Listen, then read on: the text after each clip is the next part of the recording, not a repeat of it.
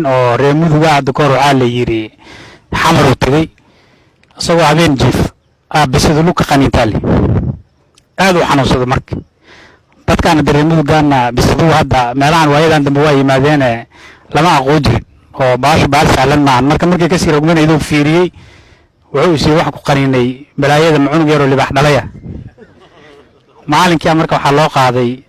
isbitaal nina geey isbitaalka markii la geeyay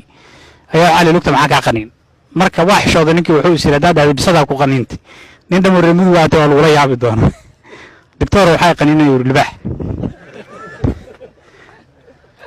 dhakhtarkii marka daaweynta soo qaado wuxuu maag in lugti ka mari marka wuxuu isii wax ku qaniin haday bisada ahaayeen daawadii libaxa laga mariyo ama lugtu ku reeyso weeyda marka wuxuu yiri doctorow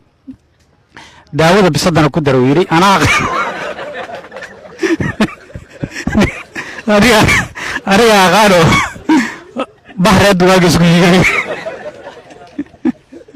waa weerar dadka reer galmudug waa dad la rabo daawadii bisada iyo tilibaayada isku dar